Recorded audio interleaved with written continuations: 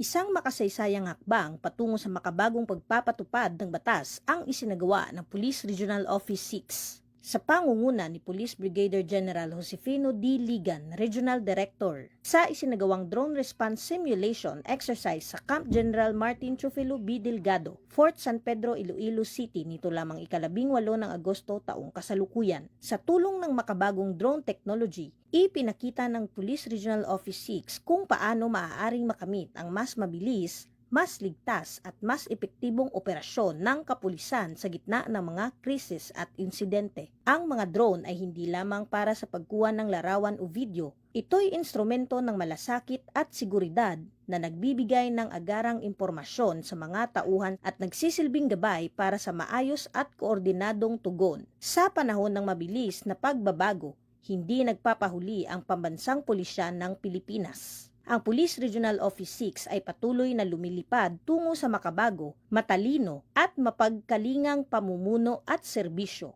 Isang hakbang palapit sa pangarap na komunidad na ligtas, tahimik at may tiwala sa kapulisan. Dahil sa bagong Pilipinas, ang gusto ng pulis, ligtas ka. Mula dito sa Western Visayas, ako ang inyong Police News Network Correspondent, Patrolwoman Andrea Dominic Di Palobos, alagad ng batas, tagataguyod ng balitang pulis.